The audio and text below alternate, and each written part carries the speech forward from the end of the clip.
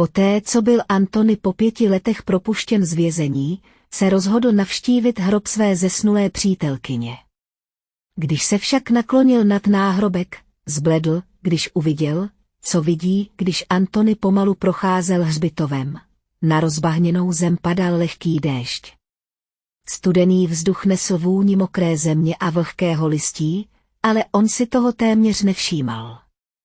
Jeho kroky vedla směs bolesti a rezignace. Po 5 letech věznění to byla jeho první příležitost čelit tomu, co po Sofii zbylo, hrobu, náhrobnímu kameni a nesnesitelné tíze viny, kterou v sobě nesl od oné osudné noci, když našel hrob označený jménem, které tak dobře znal, projel mu tělem mráz. Náhrobek byl prostý, s písmeny vytesanými do bílého mramoru, která jakoby vzdorovala času. Antony poklekl a nechal své ruce dotknout se chladného kamene, očima zkoumal detaily nápisu, ale náhle stuhl. Něco mu nedávalo smysl. Data neseděla. Naznačovala, že Sofia zemřela ještě před nehodou, přejel prsty po rytinách. Jakoby dotykem mohl zjevnou chybu napravit. Začal v něm narůstat neklid, který dusil ráno, jež tam očekával. Antony rychle vstal a rozhlédl se kolem, jakoby v tichu hřbitova hledal odpovědi. Zamířil k malé boudě, kde se obvykle zdržoval správce, když k němu dorazil, našel staršího muže schrbeného nad starým stolem, který se rozptyloval bateriovým rádiem. Promiňte, pane, řekl Antony a snažil se ovládnout úzkost v hlase. Potřebuji nějaké informace. Jak dlouho tu ten náhrobek stojí? Muž zvedl unavené oči a chvíli Antonyho hodnotil, než odpověděl. Který náhrobek? Zeptal se nezaujatě. Sofia Clarksová. Slyšel jsem, že je tu pohřbená. Antonyho hlas se na konci věty zadrhl, správce se zamračil a poškrábal se na bradě, než odpověděl. Žádná Sofia Clarková tu pohřbená není. Tím jsem si jistý. Antony ohromeně zamrkal. To nemůže být pravda. Viděl jsem náhrobek s jejím jménem. Je přímo tam. Ukázal na místo. Kde před chvílí stál, stařec zavrtěl hlavou. Podívám se na to. Prohrábl tlustý sešit se záznamy zažloutlými časem. Uplynulo několik minut, ale muž nakonec potvrdil. Na tomto hřbitově žádná Sofia Clarková není. Nikdy tu nebyla. To prohlášení zasáhlo Antonyho jako rána. Pokusil se argumentovat a popsal náhrobek, který právě navštívil, ale správce zůstal neoblomný. Antony cítil, jak se mu zoufale svírá hruď, pokud tam Sofia nebyla pohřbena, kde tedy byla. A hlavně, proč by někdo umisťoval falešný náhrobek. Vrátil se k hrobce a nyní se ho zmocnila naléhavost, která způsobila, že se mu myšlenky začaly chaoticky honit. Začaly se mu v hlavě hromadit otázky, kdo to mohl udělat. Proč? Do mysli se mu však vkradla myšlenka, která ho děsila a zároveň naplňovala nadějí. Co když je Sofie naživu, ta myšlenka mu připadala absurdní, ale netolik jako pocit, že celý jeho život za posledních 5 let byla jedna velká lež, když vycházel ze hřbitova. Antony zaťal pěsti. Jakoby se snažil zadržet smršť emocí hrozící výbuchem. Věděl, že na tomto místě nenajde klid. Naopak, ta návštěva znovu otevřela ránu, která se nikdy úplně nezahojila, něco bylo špatně, strašně špatně, a on potřeboval zjistit, co to je. V hrudi se mu začalo rýsovat odhodlání. Jestli je v tom skrytá pravda, najde ji, ať to stojí, co to stojí. Po bezesné noci se Antony nemohl zbavit pochybností, které ho sžíraly. Myšlenka, že by Sofia mohla být naživu, ho trápila a kolísala mezi nadějí a strachem. Druhý den ráno se rozhodl, pokud existoval někdo, kdo by mu mohl pomoci tuto záhadu rozluštit, byl to George, jeho nejlepší přítel z dětství a nyní policista ve městě. Navzdory času a vzdálenosti, které je dělily, Antony věděl, že se na něj může spolehnout, procházel rušnými ulicemi města a kontrast mezi vnějším světem a chaosem jeho myšlenek v něm vyvolával pocit neskutečnosti, když konečně dorazil na policejní stanici. Před skleněnými dveřmi na okamžik zaváhal. Nebylo snadné vrátit se na místo, kde s ním před tolika lety zacházeli jako se zločincem.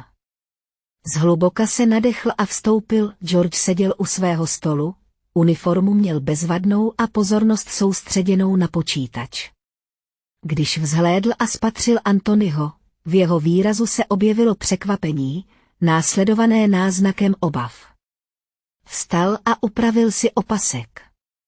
Antony, řekl a přistoupil k němu, nečekal jsem, že tě uvidím tak brzy. Jak se máš? Antony odpověděl unaveně a napůl se usmál. Už je mi lépe. Potřebuji tvou pomoc, Georgi. Děje se něco velmi podivného. George mu gestem naznačil, aby se posadil na židli vedle jeho stolu. Co se stalo? Antony rychle vysvětlil svou návštěvu hřbitova, popsal Sofyin náhrobek a absenci záznamů o jejím pohřbu. Sledoval, jak se Georgův výraz mění ze zvědavosti na obavy. Jsi si tím jistý? George se zeptal a naklonil se dopředu. Rozhodně. Musím vědět, co se skutečně stalo. Georgi. Něco se děje. Nic z toho nedává smysl. George chvíli mlčel a hodnotil situaci. Bylo zřejmé, že váhá, zda se do toho má zapojit. Poslední, co potřeboval, bylo zaplést se do něčeho, co by mohlo ohrozit jeho kariéru, zvlášť když se to týkalo tak vlivné osobnosti, jako byl Robert Clark. Odhodlání v Antonyho očích ho však pohnulo. Dobře, Antony, pomůžu ti. Ale musí se to udělat opatrně. Máme co dočinění s mocnými lidmi a já nemohu riskovat bez konkrétních důkazů. Začali analýzou záznamů o nehodách s využitím Georgova přístupu do policejní databáze. Prvotní informace vypadaly obyčejně. Zpráva zmiňovala smrt Sophie Clarkové, oběti autonehody, když však George porovnal údaje s jinými spisy, objevily se nesrovnalosti. Úmrtní list, který měl obsahovat podrobnosti o Sophii, obsahoval obecné a dokonce matoucí informace. Ještě více šokující bylo, že žena, která při nehodě zemřela, byla v sekundární zprávě identifikována jako někdo úplně jiný. Tohle nedává smysl, řekl George a zamračil se, když si dokumenty prohlížel. Tady se píše, že obětí byla Mary, žena úplně jiného věku a původu než Sophia. Ale úmrtní list byl vystaven na její jméno. Jakoby si záměrně prohodili identity. To je pravda, Antony cítil, jak mu tuhne krev v žilách. Georgova slova jakoby potvrzovala jeho podezření. Chceš říct, že Sophia při té nehodě nezemřela? George se na něj vážně podíval. Všechno nasvědčuje tomu, že to nebyla ona, a pokud je to pravda, někdo tvrdě pracoval na tom, aby utajil, co se skutečně stalo. To odhalení nad nimi viselo jako stín. George věděl, že vstupuje na nebezpečné území, ale zároveň chápal, že v tu chvíli nemůže svého přítele opustit.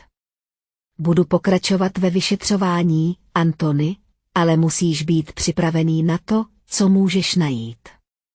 Tohle přesahuje rámec záměny identit. Pokud je do toho zapletený Robert Clark, může zatím být mnohem víc. Antony přikývl, tíha situace ho tlačila na hrudi. Zároveň však cítil, jak se v něm rodí nová síla. Nebyl sám, George byl po jeho boku a společně přijdou té záhadě na kloup, ať to stojí, co to stojí. Antony bloudil ulicemi města jako duch a hledal odpovědi na místech, která byla kdysi útočištěm šťastných chvil. Každý kout se zdál být zatížen vzpomínkami na Sophii, její smích, její pohled, všechno teď vzdálené jako blednoucí sen. Věděl, že aby našel pravdu, bude se muset vrátit do minulosti, bez ohledu na to, jak moc to bude bolet. První místo, které navštívil, byla malá kavárna, kde trávili odpoledne.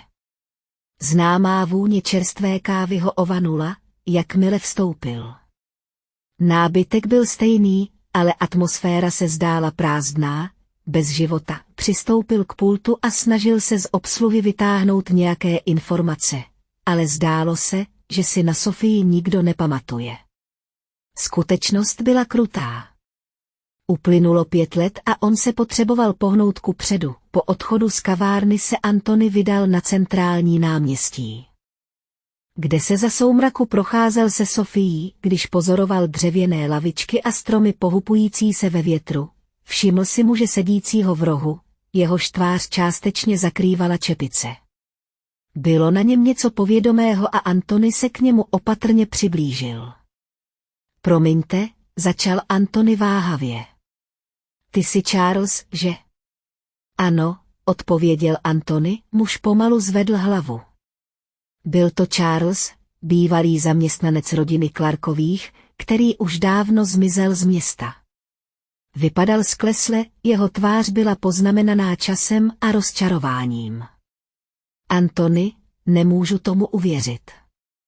Ty jsi venku? Charles se zeptal tichým a chraplavým hlasem. Jsem a potřebuju odpovědi. Pracoval jsi pro Roberta Clarka.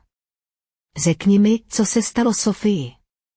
Antony jen stěží zadržoval naléhavost v hlase. Charles se rozhlédl, jako by se bál, že ho někdo poslouchá, a pak Antony mu gestem naznačil, aby se posadil vedle něj. Poslouchej, chlapče. Neměl bych s tebou mluvit, ale... Odmlčel se a zhluboka se nadechl. Robert poslal Sofii pryč hned po té nehodě. Byla naživu. Ale musela odejít do jiného města, daleko od všech. Antony cítil, jak se mu rozbušilo srdce. Proč? Proč by to dělal? Charles zaváhal, ale nakonec zamumlal, protože byla těhotná a Robert by se nikdy nesmířil s tím, že jeho dcera má vlastní dítě.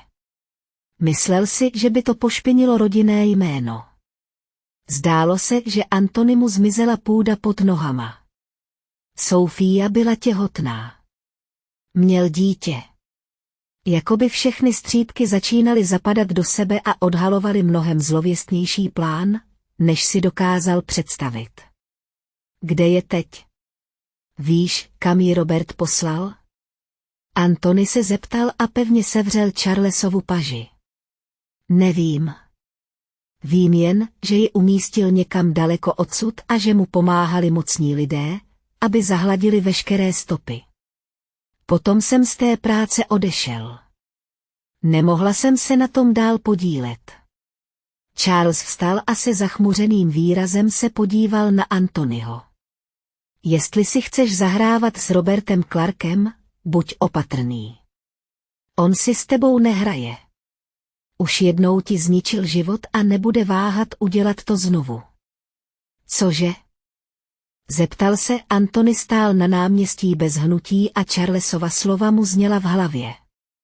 Záhada nabývala ještě temnějších obrysů, ale teď měl něco, co předtím neměl. Nový důvod k boji. Pokud měl dítě, chtěl ho najít, jestli je Sofia naživu, zjistí kde. V hrudi mu hořelo odhodlání jako plamen, který nikdo neuhasí. Nevěděl, co ho čeká, ale byl připraven čelit všemu, co bude nutné. Polní cesta se vinula mezi osamělými kopci, obklopenými vysokými stromy, které v bledém měsíčním světle vrhaly husté stíny. Antony jel mlčky, konečky prstů bílé od příliš pevného sevření volantu. Vedle něj se George probíral načmáranou mapou, kterou osvětlovala záře jeho mobilního telefonu. Pozemek, který hledali, byl odlehlý, jeden z četných diskrétních majetků Roberta Clarka, který už léta zůstával bez povšimnutí, George ji objevil při procházení starých realitních záznamů, zapomenutou stopu v rozsáhlé síti nemovitostí rodiny Clarkových. Je to tady, řekl George a ukázal na rezavou bránu, která se ve tmě sotva vyjímala. Anthony zaparkoval auto a vystoupil, srdce se mu rozbušilo. Zatlačil na bránu, která zaskřípala, jako by protestovala proti vniknutí. Šli po úzké cestičce vedoucí ke skromnému domku, který vypadal zanedbaně, nevypadal jako místo přepichu, ale nesl známky záměrné izolace. Jsi si tím jistý? Anthony se zeptal a podíval se na George. Jiné vysvětlení neexistuje. Všechno ukazuje na tohle místo, odpověděl jeho přítel pevně. Anthony přistoupil ke dveřím a zkusil kliku, která byla odemčená. Opatrně za ně zatlačil a ucítil pach plísně a zestárlého dřeva. Vnitřek byl tmavý, osvětlený jen slabým světlem vycházejícím z rozbitého okna. Dům vypadal opuštěně, ale z každého koutu vyzařoval pocit pohřbené historie. Pojďme hledat, řekl George a vytáhl baterku. Oba se začali prohrabávat místem. Nábytek byl pokrytý zaprášenými prostěradly a ticho bylo znepokojivé. Anthony cítil tíhu okamžiku, jako by stěny skrývaly tajemství, které tak zoufale toužil odhalit. Teprve v malé místnosti vzadu něco našel, dřevěnou truhlu zamčenou jednoduchým visacím zámkem, která spočívala v rohu. Anthony rozbil visací zámek nástrojem, který přinesl George. Po otevření truhly našel hromadu dokumentů. Mezi smlouvami a starými dopisy ho něco zaujalo, soubor ručně psaných dopisů, okamžitě poznal rukopis. Bylo od Sophie. Anthony třesoucíma se rukama zvedl první dopis a začal číst. Zdálo se, že slova šeptají přímo k němu a přemostují čas a prostor. Anthony, lásko, nevím, jestli si to někdy přečteš, ale musím věřit, že ano. Drží mě tu proti mé vůli. Můj otec mě přinutil, abych sem přišla, prý je to pro mé dobro. Jsem těhotná, Anthony, naše dítě ve mně roste a on to ví.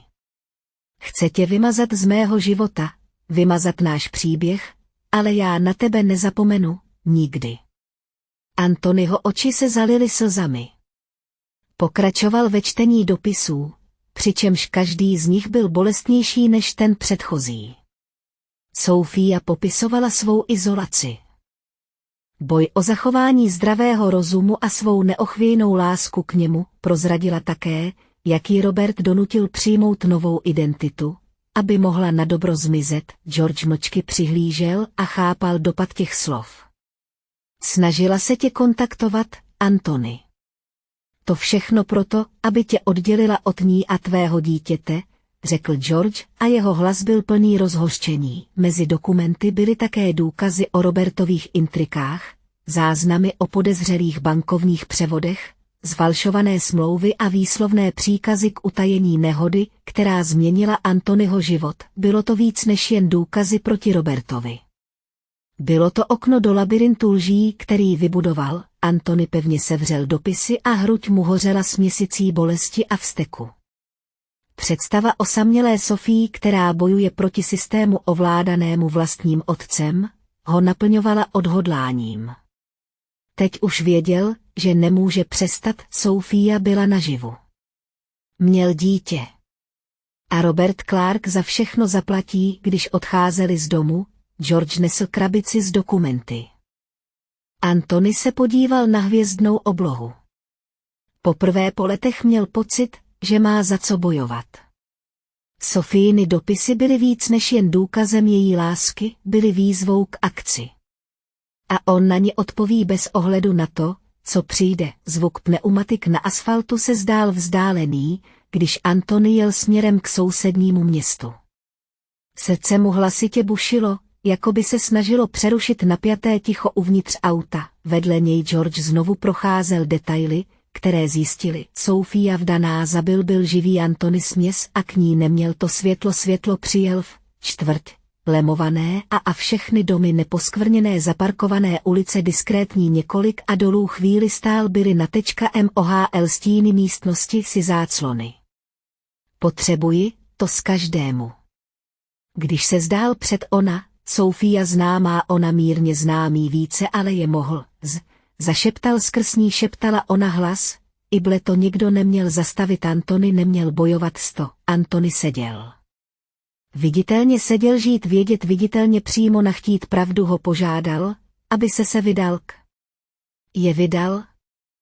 Ven, otázka mě ven, a Likeia vyšel jí tvář, sov nikdy přivedl mě opustit nehodu, on můj nebezpečný, on vybyl nebezpečný, on mě dal změnit, nucen vzít. Všichni synové Antonovi synak hněv na všechno, co slyšel, ale hněv začal narůstat, měla si na výběr, Sofie. Mohla si za nás bojovat, řekl a hlas se mu zadrhl. Věděla si, čím procházím, co ztrácím, a přesto si ho nechala všechno zničit. Sofia se rozplakala, ale brzy zvedla oči a její výraz byl odhodlaný. Myslíš si, že to pro mě bylo snadné? Byla jsem těhotná sama a on mi všemožně vyhrožoval.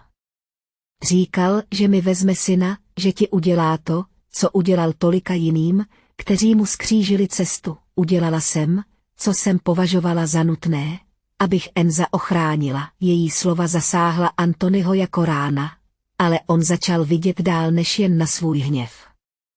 Sofia byla také oběť, manipulovaná a nucená dělat strašná rozhodnutí.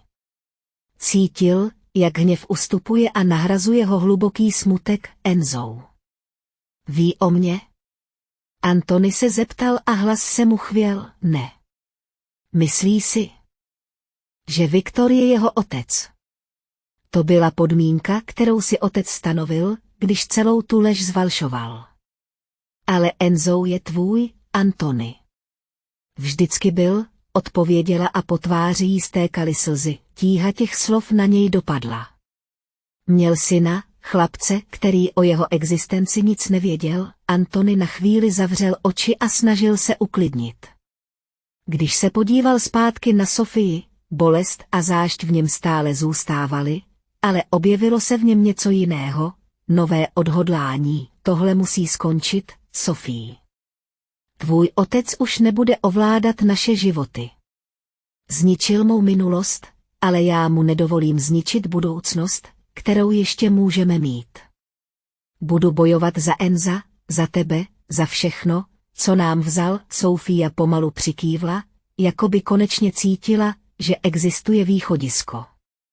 Antony věděl, že bitva teprve začíná, ale v tu chvíli v sobě našel něco, co už léta necítil, naději. Slunce začínalo vycházet, když se Sofia, Antony a George poprvé sešli na bezpečném místě, v nenápadném hostinci na okraji města. Sofia vypadala nervózně. Vrhala kradmé pohledy do oken a ruce se jí mírně třásly, když držela složku plnou dokumentů. Rozhodnutí pomoci Antonymu a Georgovi nebylo snadné. Zrada vlastního otce, i po tom všem, co udělal, ji pronásledovala, ale věděla, že musí jednat. Pravda musela vyjít najevo. Tady je všechno, co se mi za ty roky podařilo shromáždit, řekla Sofia a položila složku na stůl. Padělané smlouvy, podezřelé bankovní převody, jména lidí zapojených do jeho sítě. Můj otec není jen mocný obchodník, Antony. Vede systém, který zahrnuje korupci, obchod s drogami a praní špinavých peněz, ovládá všechno, od místních politiků až po členy policejního sboru. George otevřel složku a začal analyzovat dokumenty. Jeho pohled byl pozorný, ale plný rozhořčení. Tohle stačí na to, aby to mělo velký dopad, ale potřebujeme další důkazy, něco přímějšího, aby je lidé, které Robert ovládá, neodmítli nebo nepohřbili. Sofia přikývla. Vím, kde má nejdůležitější složky, v hlavním domě na farmě. Ale dostat se tam bude nebezpečné. Má tam stráže, kamery a systém, který všechno monitoruje. Antony, který do té doby mlčel, konečně promluvil. Půjdu dovnitř. Ztratil jsem příliš mnoho času tím, že jsem ho nechal určovat pravidla. Jestli ho musíme odhalit právě takhle, tak to udělám. To je pravda, odpověděl Anthony. George zavrtěl hlavou. Nemůžeme být impulzivní. Jestli nás chytí, Robert nebude váhat zlikvidovat jakoukoliv hrozbu. Musíme to pečlivě naplánovat. Zatímco trojice probírala další kroky, Sophia zmínila něco, co Anthonyho nechalo v klidu. Enzo, než budeme pokračovat, musíš se seznámit se svým synem, Anthony. Vím, že to nebude snadné, ale zaslouží si vědět, kdo jsi. Jednoduchá myšlenka na to, že by měl najít Enza, zanechala v Antonym rozporuplné pocity. Věděl, že chlapec vyrůstal v domnění, že Viktor je jeho otec, vstoupit do jeho života by znamenalo zničit část této reality, ale představa, že by byl pro vlastního syna nadále cizincem, byla nesnesitelná. Toho odpoledne vzala Sophia Anthonyho do parku, kde si Enzo hrával. Z dálky chlapce poprvé spatřil. Rozcuchané hnědé vlasy, zvědavé oči a nakažlivou energii, když běhal s míčem. Anthony cítil, jak se mu svírá srdce, chtěl se rozběhnout k synovi, obejmout ho a všechno mu říct, ale věděl, že potřebuje čas. Představím ti ho jako svého kamaráda, vysvětlila mu Sophia. Nic lepšího zatím udělat nemůžeme. Enzo k nim přiběhl a v ruce držel míč. Mami, kdo to je, zeptal se a ukázal na Anthonyho. Sophia se usmála, i když její oči byly plné emocí. Tohle je Anthony, můj dávný kamarád. To je Anthony, zeptala se. Anthony se sklonil, aby byl Enzovi na úrovni očí. Ahoj, šampione, máš rád fotbal? Ano, řekl. Enzo nadšeně přikývl a začal vyprávět o zápasech, které sledoval v televizi, a o svých dovednostech. Postupně se konverzace rozproudila.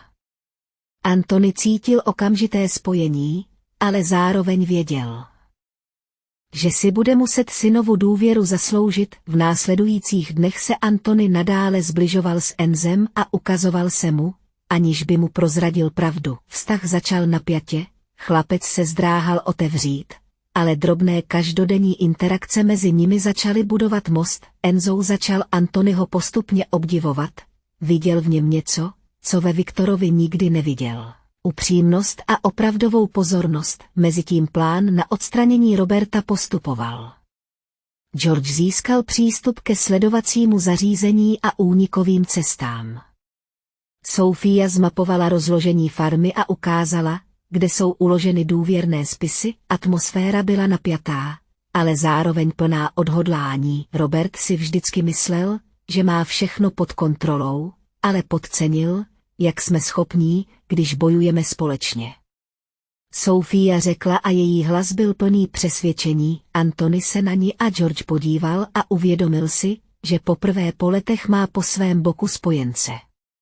Nebyl to jen boj za spravedlnost, byl to boj za znovuzískání života a ochranu synovy budoucnosti. Věděl, že ta cesta bude nebezpečná, ale byl ochoten čelit čemukoliv. Robert Clark udělal mnoho chyb a nyní bude čelit jejich následkům. Světla farmy Roberta Clarka se mihotala ve tmě, ale to, co vypadalo jako klid, skrývalo bezprostřední nebezpečí. Robert zjistil, kde se Anthony a Sophia pohybují. Jeho kontakty ho informovali o Georgově přístupu, o policistovi a o manipulaci s citlivými dokumenty. Robertův hněv byl hmatatelný, věděl, že musí jednat rychle, aby si zachoval svůj vliv a především kontrolu nad Sophií a Enzem. Druhý den ráno Sophii někdo zavolal, Robertův chladný hlas ji rozechvěl. Zahráváš si s ohněm, Sophie, řekl pomalu. Myslel jsem, že jsem ti jasně řekl, co se stane, když zradíš mou důvěru. Jsi ochotná ztratit Enza. Protože jestli v tom budeš pokračovat, tak už nebude pod tvou ochranou. Sophia cítila, jak pod ní mizí zem.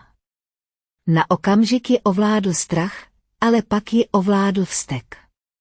Celé roky snášela otcovi manipulace, ale teď věděla, že není sama, třesoucíma se rukama zavěsila telefon a vyhledala Anthonyho a George, když dorazila do hostince, její bledá tvář prozrazovala vážnost situace.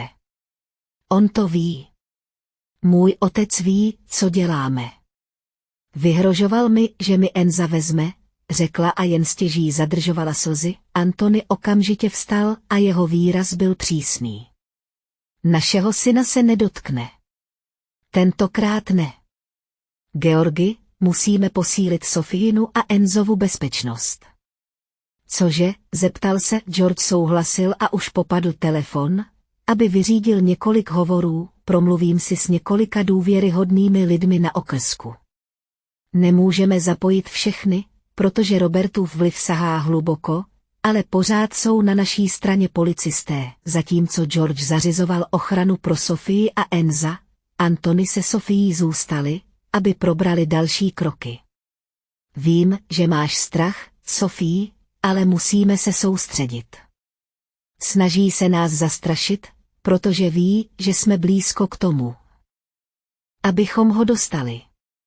Sophie se usmála, Sofia se podívala na Anthonyho a strach začalo nahrazovat odhodlání.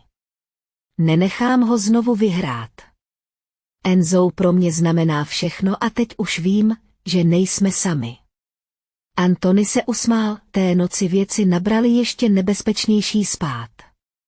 Robert poslal 2 své nohsledy, aby sledovali Anthonyho a Sofiin pohyb.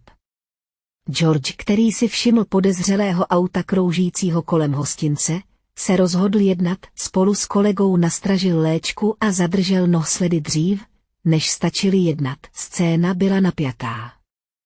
George na muže mířil pistolí a zároveň se snažil získat informace o Robertových dalších krocích.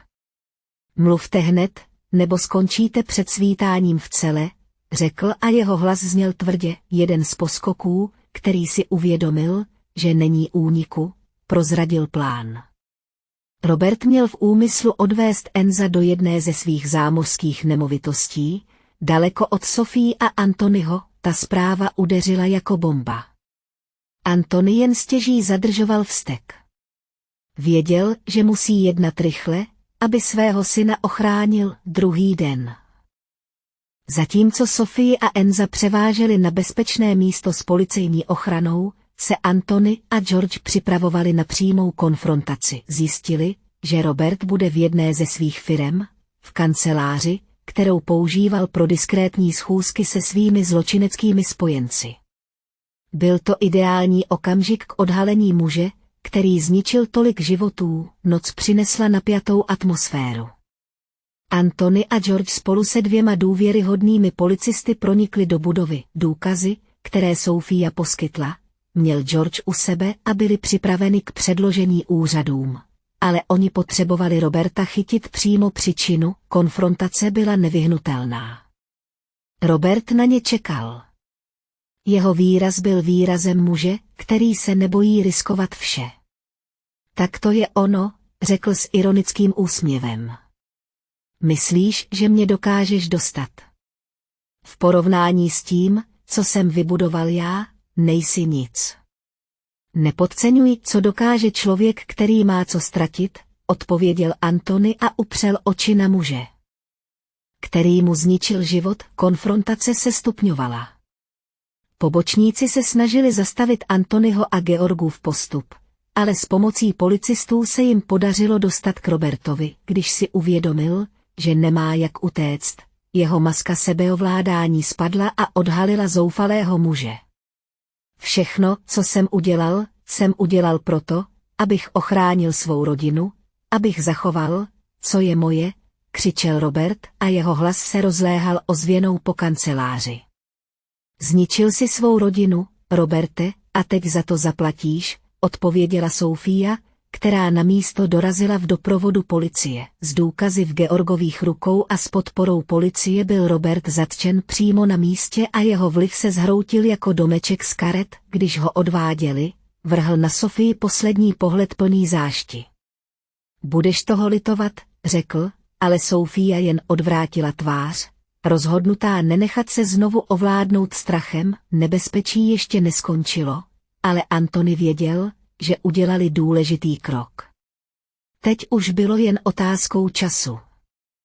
Kdy Robert bude čelit spravedlnosti v plném rozsahu, a co bylo ještě důležitější, Antony měl pocit, že jeho rodina je poprvé o něco bezpečnější. Soudní síň byla plná lidí, atmosféra byla tíživá, nabitá očekáváním a napětím, když soudce oznamoval rozsudek nad Robertem Clarkem. Důkazy shromažďované Georgem, Sophií a Antonym byly po celé týdny předkládány v pečlivém procesu, který odhalil skutečný rozsah Robertových zločinů, úplatkářství, podvodné smlouvy, obchod s drogami, praní špinavých peněz. Jeho zločinecká síť byla stejně složitá jako mocná, ale nyní se vše hroutilo. Roberte Clarku, byl jste shledán vinným z několika obvinění, včetně korupce, padělání dokumentů a manipulace s důkazy v soudním řízení. Jste odsouzen k trestu odnětí svobody bez možnosti podmínečného propuštění, prohlásil soudce, když udeřilo kladívko. Robert, který seděl vpředu, vypadal jako zestárlý a poražený muž. Poprvé mu spadla maska arogance. Během procesu se pod tlakem zdrcujících důkazů k části svých činů přiznal, včetně zmanipulování nehody, která Antonymu změnila život. Udělal jsem, co bylo nutné, abych ochránil svou rodinu. Alespoň jsem tomu tehdy věřil, řekl ve chvíli zjevné slabosti. Manipuloval jsem s důkazy o nehodě. Udělal jsem to tak, aby to vypadalo, že Sofia zemřela, protože tak bylo snazší se od Antonyho distancovat. Použil jsem jinou identitu, vytvořil jsem dokonalý scénář, ale tu noc nikdo nezemřel. Strávil 5 let ve vězení za něco, co se nikdy nestalo. Jeho slova zněla Antonymu v hlavě od chvíle, kdy je vyslovil, tak dlouho nesl vinu za neexistující zločin. Tíha tohoto odhalení byla zdrcující, ale zároveň osvobozující. Teď, když byl Robert za mřížemi, měl Antony pocit, že se poprvé může nadechnout, aniž by nesl břemeno tak kruté lži. Po vynesení rozsudku vedli Sofia a Antony dlouhý rozhovor. Nyní, osvobozena od otcovy kontroly, odhalila Sofia pravdu o svém manželství s Viktorem. Všechno to byla přetvářka, řekla, když se procházeli tichým parkem. Viktor na tu dohodu přistoupil, protože byl také v pasti otcova vlivu. Nebyla v tom žádná láska, jen pohodlnost. Hned po soudu podal žádost o rozvod. A teď, zeptal se Antony a jeho hlas zněl váhavě. Sofia se smutně usmála. Teď je řada na tobě, abys s Enzem něco vybudoval. On tě potřebuje, Antony, a ty si zasloužíš tenhle čas s ním. Antony se usmál. Antony přikývl a pochopil, co Sofia říká. Věděl, že je toho hodně, co je třeba napravit, ale také věděl, že jeho prioritou je znovu se zblížit se synem. Jejich vztah byl stále nový a plný nejistot, ale bylo mezi nimi něco nepopiratelného, pouto, které mohl posílit jen čas a úsilí. Následující dny byly ve znamení obnovy. Antony se přestěhoval do malého bytu nedaleko Enzovy školy a snažil se vytvořit si rutinu. Trávil s chlapcem odpoledne. Hrál s ním fotbal v parku nebo mu pomáhal s domácími úkoly. Každý malý krok v jejich vztahu byl pro Antonyho vítězstvím. Tati, můžu ti něco ukázat? Zeptal se Antony. Enzo se jednoho dne zeptal a v malých ručičkách držel kresbu. Antony se stále dojímal pokaždé, když ho chlapec oslovil tati. Vzal papír a uviděl barevnou kresbu muže a chlapce, kteří drželi fotbalový míč. Ach, to si udělal ty. To je úžasné, šampióné. Antony se usmál a pocítil radost, jakou už dlouho nezažil. I když byla cesta náročná, Antony věděl, že začíná něco opravdového. Sofia se zase věnovala přebudování vlastního života mimo otcův stín a vynucená rozhodnutí, která jí vnutil. S Antonym a Enzem udržovala kontakt, ale respektovala prostor obou. Jednoho slunečného rána vyšel Antony na balkon bytu a pozoroval město. Byl to nový den plný možností. Poprvé po letech měl pocit, že má svůj život ve vlastních rukou. Jizvy z minulosti tu stále byly, ale teď to byly známky přežití, ne porážky. Podíval se na Enza, který si v obývacím pokoji hrál s míčem, a usmál se. Jeho syn byl živoucím důkazem toho, že navzdory lžím a bolesti pravda zvítězila. Antony neznal všechny odpovědi, ale měl něco, co už dlouho necítil. Naději. Zhluboka se nadechl a nechal si plíce naplnit čerstvým vzduchem. Minulost zůstane tam, kde má být. Bylo na čase vybudovat budoucnost, nejen pro sebe, ale i pro Enza a život, který by mohli mít spolu. Když slunce ozářilo obzor, Antony si uvědomil, že je poprvé skutečně svobodný. Doufám, že se vám dnešní příběh líbil. Pokud ano, přihlaste se k odběru kanálu, aby vám neunikly další příběhy, jako je tento. Zanechte like a níže napište komentář, co si o příběhu myslíte. Uvidíme se u dalšího videa.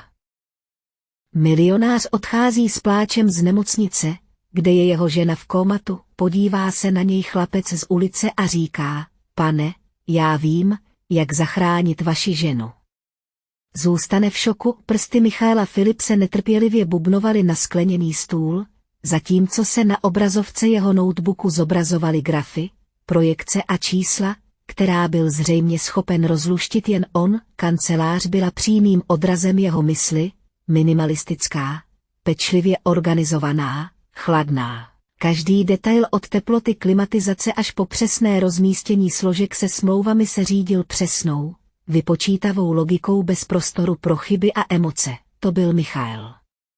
Tak si vybudoval své impérium a pověst.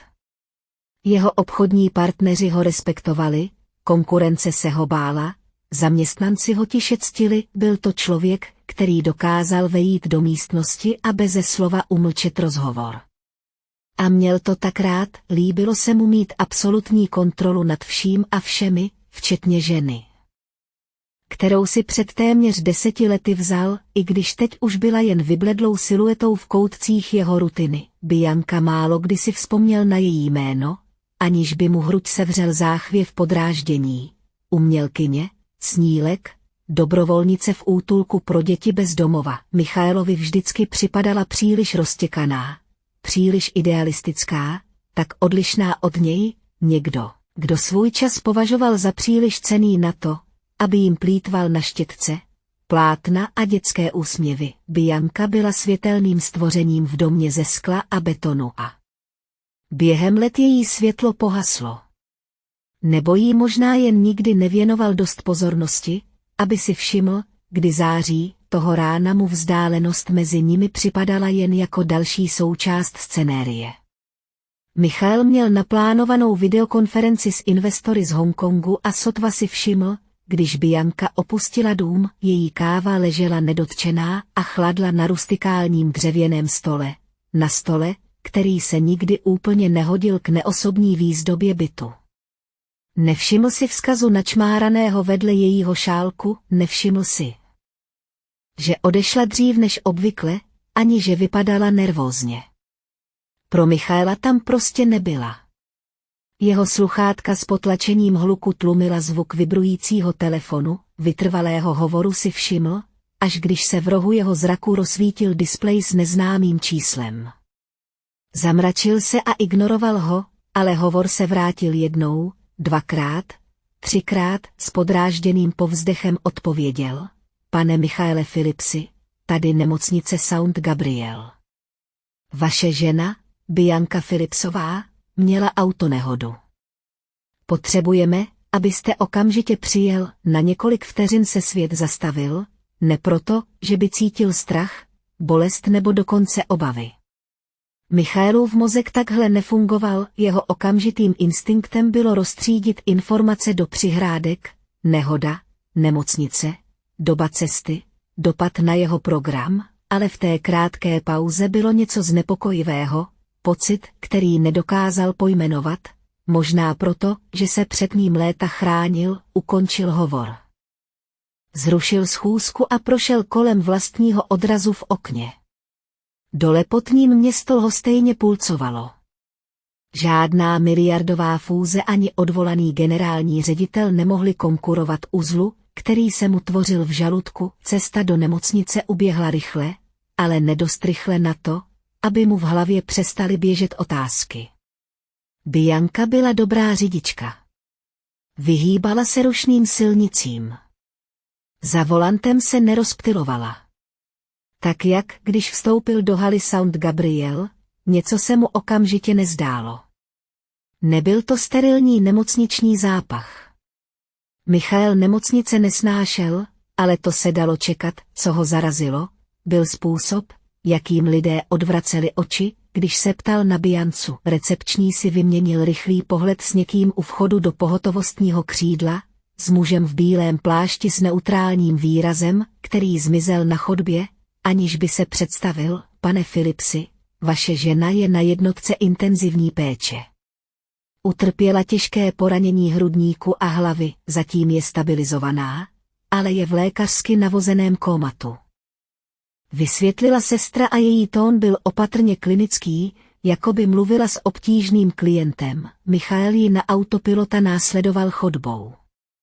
S každými dveřmi, které míjel, zahlédl záblesky životů, které s jeho vlastním neměly nic společného. Otec vzlikající v náručí zdravotní sestry, dítě svírající starou hadrovou panenku, starší žena s třesoucíma se rukama, svět z masa a kostí, kterému se Michael vždy vyhýbal. Biancin svět, když vstoupil do jejího pokoje, naplnilo tíživé ticho vytrvalé pípání monitoru srdce. Bianca ležela bez hnutí, její bledá pleť kontrastovala s tmavými prameny vlasů rozprostřenými na polštáři. Žena, kterou léta zanedbával, se mu teď zdála ještě vzdálenější, uvězněná ve spánku, o němž nikdo nemohl říct, že někdy skončí. Přistoupil k posteli s neznámým zaváháním.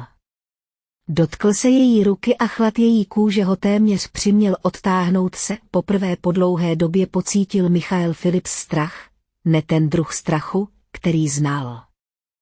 Strach ze ztráty obchodu nebo ze sledování propadu cen akcií, ale starší, prvotnější druh strachu, strach ze ztráty něčeho, co si ani neuvědomoval, že je jeho. Tehdy si všiml detailu, který ho vytrhl z transu. Bianciny nehty byly pokryté hlínou, jako by před nehodou kopala holýma rukama, něco mu na tom nesedělo. Bianca, kterou znal, nikdy nezanedbávala ani ten nejmenší detail svého vzhledu, ať už byl její den jakkoliv prostý. Michael Philips, muž, který měl všechno pod kontrolou, stál tváří v tvář jediné věci, kterou ovládat neuměl. Neznámou, a poprvé po letech si uvědomil, že jeho dokonalý život přece jen nikdy nebyl tak dokonalý. Toho rána byl vzduch v nemocnici Sao Gabriel těžší. Možná to byla jen Michaelova představivost, možná to bylo tím, jak lidé odvraceli oči pokaždé, když se na něco zeptal. V prvních hodinách přičítal napětí vlastnímu vyčerpání. Bezesné noci, probíhající fúze, manželka v kómatu, ale po třetí nebo čtvrté nezodpovězené otázce se to začalo měnit v něco jiného. Něco, co ho zneklidňovalo téměř na niterné úrovni, jak probíhala záchrana. Kdo zavolal záchranku? Zeptal se zdravotní sestry, mladé ženy s utaženým drdolem a unavenýma očima. Než odpověděla, zaváhala o vteřinu déle, než bylo přípustné, byl to anonymní hovor. Její auto našli převrácené poblíž nadjezdu. Když záchranáři přijeli, byla už v bezvědomí. Ale proč ji přivezli sem? Blízko jsou jiné nemocnice, je to protokol pro pacienty s úrazem. Zásah byl příliš rychlý, příliš nacvičený. A ani pak sestra neudržela jeho pohled. Michael neodpověděl, prostě si to tiché zaváhání uložil někam dozadu do paměti, instinkt vybroušený léty jednání. Lidé vždycky řekli víc mlčením než slovy. Později, když procházel úzkými nemocničními chodbami, si všiml něčeho ještě podivnějšího. Někteří zaměstnanci ho zpovzdálí pozorovali, jako by hodnotili každý jeho krok. Nebyla to zvědavost nebo dokonce obavy, připadalo mi to jako sledování. Ten pohled znal. Viděl ho u manažerů, kteří se snažili předvídat další krok konkurence. Uprostřed tohoto rostoucího nepohodlí Michael narazil na znepokojující zjištění. Při náhodném rozhovoru s ošetřovatelkou se zmínila o něčem, co ho vnitřně zamrzelo. Vaše žena tu včera byla, že? Přišlo mi divné, že se vrátila tak brzy včera. Michaelovi klesl žaludek. Byla tu včera, jo, myslím, že si přišla promluvit s někým z administrativy. Viděl jsem ji, jak mluví s ochrankou na recepci. Michael odešel, aniž by odpověděl. Svět, kdysi tak pevný a předvídatelný, se začínal tříštit na kousky. Nevěděl, jak ho znovu poskládat dohromady. Co dělala Bianka v nemocnici den před nehodou, proč se o tom nezmínila? A hlavně, proč se zdálo, že o tom nikdo nechce mluvit? Michael stále zpracovával informace a pozdě odpoledne opustil nemocnici. Zoufale toužil po čerstvém vzduchu a prostoru, aby si uspořádal myšlenky. V tu chvíli za sebou uslyšel hlas: jste Biancin manžel, otočil se a nasadil výraz muže, který nemá trpělivost s vyrušováním. Ale postava, která tam stála, ho odzbrojila. Bylo to dítě, nanejvýš 10leté, s kůží zvětralou od slunce a špíny, tričkem o 2 čísla větším a obnošenými teniskami s dírami ve špičkách. V ruce držel něco malého a lesklého, náramek, Biancin náramek. Kdo si? Zeptal se Michael Bosferm, i když to postrádalo autoritu, kterou obvykle v zasedacích místnostech měl. Noach, řekl chlapec, jsem z útulku, kde Bianka pomáhá. Tenhle náramek mi dala minulý týden, ale našel jsem ho na zemi poblíž místa, kde se prý stala její nehoda. Byl celý od hlíny. Přišlo mi to divné, tak jsem si ho nechal. Michael si náramek vzal, a když ho obracel v prstech, něčeho si všiml. Mezi malými zlatými články byl zastrčený malý složený papírek. Opatrně ho rozložil, vzkaz byl téměř nečitelný, narychlo načmáraný modrým inkoustem: nevěřte nemocnici. Michaelovi se rozbušilo srdce. Jak jsi mě našel? Zeptal se. Bianka o tobě vždycky mluvila, řekl Noach a nervózně těkal očima. Teda, kdy jsi to dělala? Jednou jsem viděl tvou fotku v novinách. Věděl jsem, že přijdeš do nemocnice. V chlapcových slovech byla řezavá prostota. Michael si léta stavěl kolem svého života zdi, a přesto tenhle kluk z ulice věděl o Biance víc než on. Pocit viny přišel ostře a rychle, ale nebyl čas se jim zabývat. Proč ti dala ten náramek? Zeptal se Michael. Noach se před odpovědí rozhlédl, jako by se bál, že ho někdo zaslechne, protože se zabývala nějakými divnými věcmi. Děti mizely z útulku. Myslela si, že v tom má prsty nemocnice. Říkala, že kdyby se jí něco stalo, měla bych tě najít. Vzduch opustil Michaelovi plíce. Jeho mysl, vycvičená k rychlému spojování smluv a obchodů, se teď snažila dát dohromady něco mnohem temnějšího. Bianka v nemocnici před nehodou, náramek pokrytý špínou. Zoufalý vzkaz. Zmizelé děti, viděl jsi tu noc něco? Zeptal se Michael. Viděl jsem černé auto, které ji sledovalo. Znám ty chlapy. Už se v útulku objevili. Michaelovi se zkroutil žaludek. Než to stačil plně zpracovat. Upoutal ho záblesk bezpečnostní kamery umístěné na nedalekém sloupu. Firemní instinkt. Kdyby se něco dělo, byly by tam záznamy. Ještě téže noci si Michael s využitím kontaktů soukromé bezpečnostní firmy, která spolupracovala s jeho korporací, zajistil přístup k záznamům z místa, kde havarovalo Biancino auto. Z toho, co viděl, mu tuhla krev v žilách, Bianca nestratila kontrolu sama od sebe. Druhé auto ji zablokovalo a vytlačilo ze silnice na prašnou krajnici. Celá scéna se odehrála během několika vteřin, ale byla naprosto jasná. Tohle nebyla nehoda, s každým novým zjištěním se svět, o kterém si Michael myslel, že ho zná, hroutil o něco víc. Všemocný podnikatel byl nyní mužem obklopeným stíny a šepotem vtahovaným do temnoty, kde každá odpověď vedla k nové hrozbě, a poprvé si uvědomil, že není jediný, kdo ho pozoruje. I on byl sledován, zrezivělá brána zasténala, když do ní Michael strčil a otevřel ji. Útulek, kde Bianca trávila odpoledne, nebyl vůbec takový. Jak si ho představoval, malý, s odlupujícími se stěnami a provizorními hračkami rozházenými po dvoře z navezené hlíny, vypadal spíš jako dočasné útočiště než skutečný domov. A přesto tam byl život a energie, které se prudce střetávaly s ledovým tichem jeho vlastního domu. Děti, shromážděné v malých skupinkách, přestali dělat to, co dělali, aby na něj zírali. Některé podezřívavě, jiné jen zvědavě. Michael ve svém bezvadném obleku vypadal jako návštěvník z jiné planety, žádné z těch dětí nevědělo, co si má o muži, jako je on, myslet. A Michael neměl tušení, co si se všemi těmi nevinnými tvářemi počít, byl to Noach, kdo prolomil trapné ticho. Pojď se mnou, její pokoj je tudy. Noach je vedl úzkými chodbami, jejichž stěny byly pokryté dětskými kresbami a ručně psanými oznámeními. Michael si všiml nástěnky plné fotografií. Na mnoha z nich se objevovala Bianca, usmívala se, objímala děti, malovala nástěnné malby, podávala polévku. Byla součástí tohoto místa. Část, kterou se Michael nikdy neobtěžoval poznat. Biancin pokoj v útulku byl malý, ale přívětivý.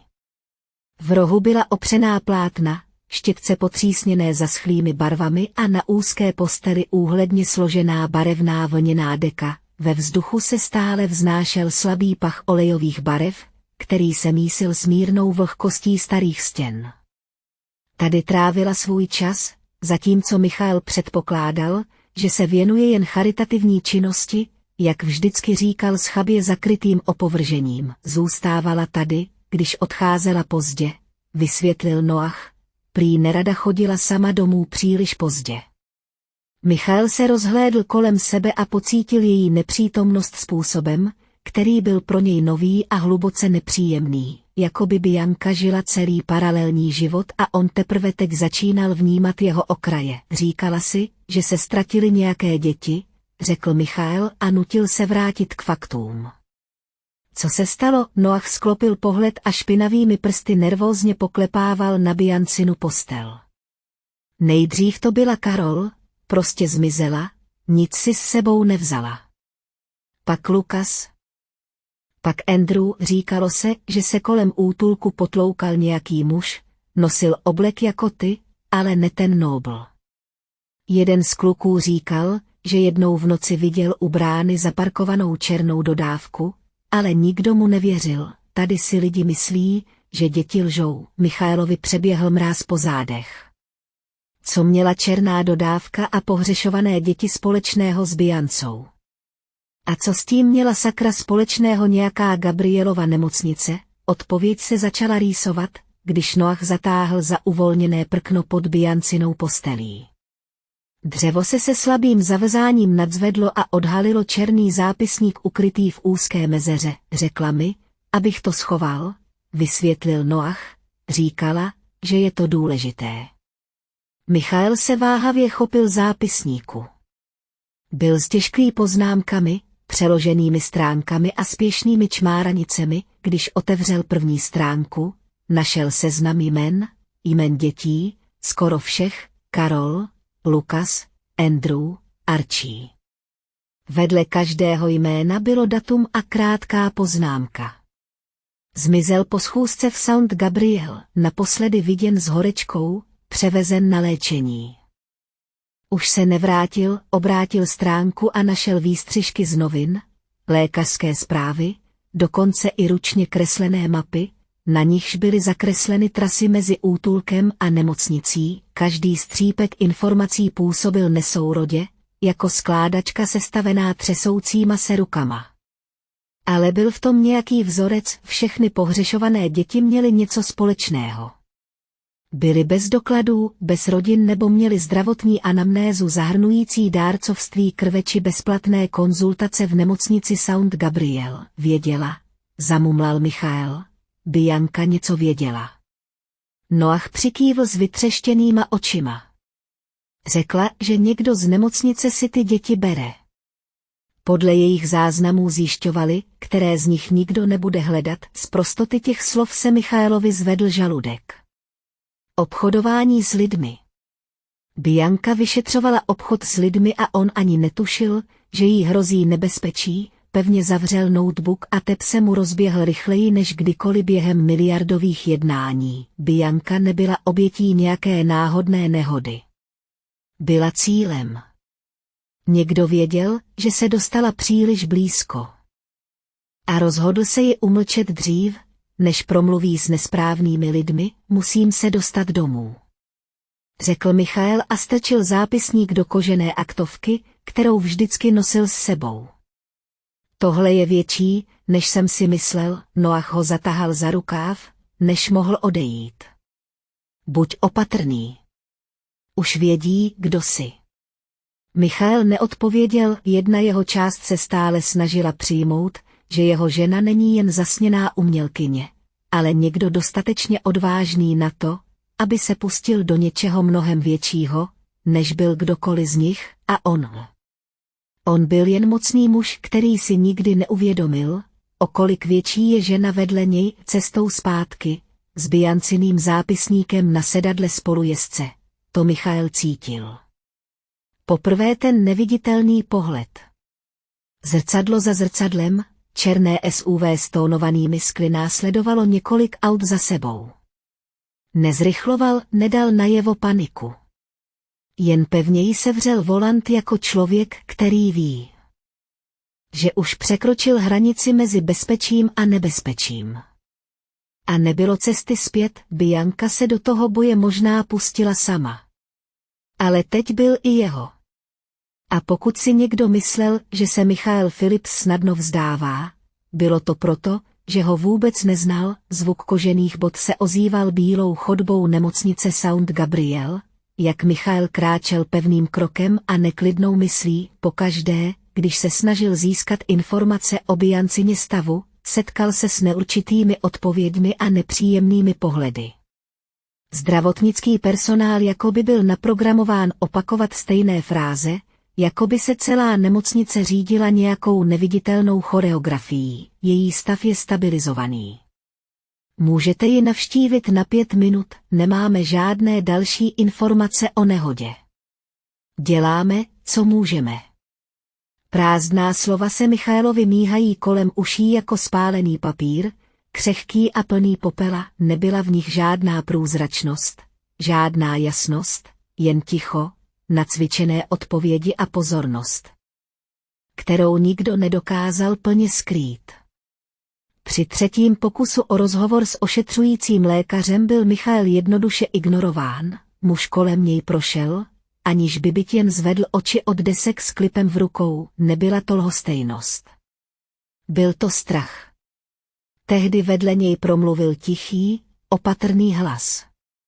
Být vámi, přestal bych se tady vyptávat. Michael se prudce otočil a stál tváří v tvář ženě v bílém plášti s vlasy staženými do jednoduchého drdolu. Její brýle s tenkými obroučkami neodpovídaly intenzitě jejich hnědých očí, které jakoby zkoumaly každý jeho mikroprojev. Kdo jste? Zeptal se přímo k věci. Doktorka Amanda, mám na starosti jednotku intenzivní péče, odpověděla a rychle pohlédla na chodbu, než pokračovala, vaše žena není v kómatu kvůli nehodě. Michaelův svět na zlomek vteřiny zamrzl. Chodba, nemocnice, přístroje, všechno se rozplynulo. Co si říkal? Jeho hlas zněl drsně, Bianka byla uvedena do kómatu. Doktor mu to šeptem vysvětlil. Když ji přivezli, byla při vědomí. Samozřejmě zmatená. Ale při vědomí. Dokud někdo nevydal rozkaz, něco o tom, že ji mají pod kontrolou, zatímco oni řeší volné konce, kdo ten rozkaz vydal. Michael se naklonil, tvář staženou chladným vztekem. Já nevím. Já jen... Zaslechl jsem to. Zhluboka se nadechla. Ale musíš odsud svou ženu rychle dostat, než na ní Michael stačil zatlačit, aby mu odpověděla. Přerušil jeho myšlenky známý zvuk. Oznámení z domácí bezpečnostní kamery, že se někdo vloupal do jeho kanceláře, s bušícím tepem popadl telefon a uviděl roztřesený záznam. Noach, malý, ale odhodlaný, se přehraboval v zásuvkách a ťukal do notebooku, když se Michael o pár minut později vrátil domů, našel chlapce sedět v křesle a v ruce držet Biancin telefon. Tohle jsem našel v jejím šuplíku v útulku, řekl Noach. Je to video. Michael roztřesenými prsty stiskl tlačítko play, záběry byly tmavé a roztřesené.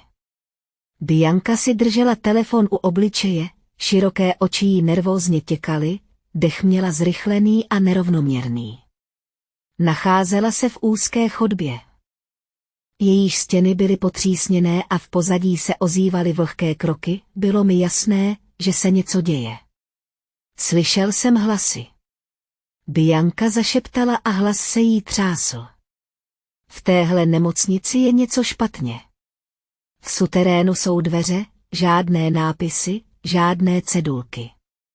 Viděla jsem tam vejít muže v obleku, ale nebyl to doktor, slyšela jsem pláč dětí. Podívala se za sebe, jako by cítila, že ji někdo sleduje. Jestli se odsud nedostanu, někdo se to musí dozvědět. Berou děti z útulku, využívají je, nevím k čemu. Ale video se náhle přerušilo hlasitým zvukem, po němž následovala tma, Noach se nervózně podíval na Michaela. Myslím, že se mě snažila chránit, řekl chlapec, věděla, že po ní jdou. Michaelovi se honily myšlenky nemocnice, pohřešované děti, automobilová honička, všechno se zbíhalo do jednoho bodu. Bianka našla něco, co nikdy neměla vidět, a teď za to platila, dneska večer jedeme do nemocnice, řekl Michael a náhle vstal. Noc byla komplicem. Nemocnice, tichá a potemnělá. Působila jako úplně jiné místo, bez stálého proudu pacientů a lékařů působily prázdné chodby jako opuštěné tunely. Michael a Noach se pohybovali opatrně, vyhýbali se kamerám a drželi se ve stínu. Noach se pohyboval s lehkostí člověka, který už dříve prozkoumával zakázaná místa. Na úpatí nouzového schodiště ukázal na kovové dveře bez označení. Přesně takové, jaké byly na Biancině videu. Michael TRHL za kliku, zamčeno. Ale Noach už vytahoval z kapsy rezavý šroubovák, se zámky to umím, zašeptal. Několik vteřin škrábání kovu a zámek povolil. Dveře se otevřely a odhalily strmé betonové schodiště. Vzduch naplnil vlhký kovový zápach. Krok za krokem sestupovali do pravdy, police obložené spisy, složky naskládané do výšky, záznamy pacientů označené jako chybějící, seznamy jmen s červenými škrty. Děti, bez rodin, bez legální identity. Vyčnívala tabulka data, krevní skupiny, kompatibilní orgány, vedle každého jména cenovka, jako by každý život nebyl nic víc než transakce. Můj bože! Michael zašeptal. Noach ho zatahal za rukáv, ale na reakci nebyl čas. Na schodech nad ním se ozývaly těžké kroky, někdo si té trhliny všiml. Utíkej. Noach naléhavě zašeptal. Rozběhli se úzkou chodbou a poslepu se prodírali bludištěm zamčených dveří a slepých uliček, dokud je nenašly dveře údržby, jejichž větrací mřížka byla vypáčená. Noach, malý a hbitý, proklouzl první. Michael ho následoval a roztrhl si přitom rukáv košile. Na druhé straně se objevili na parkovišti pro zaměstnance, skrytém ve stínu. Uvnitř se ještě ozývaly zvuky ochranky. Ale Michael to věděl. Viděli jeho tvář. Teď už nebylo cesty zpět, měl v rukou pravdu. Ale aby ji mohl odhalit, musel by přežít a ve světě, který Michael Phillips ovládal, byly přežití a moc vždy dvě strany téže mince. Ve vzduchu se vznášel pach spáleného oleje a zrezivělého kovu. Opuštěná dílna byla jen o málo víc než špinavé skladiště.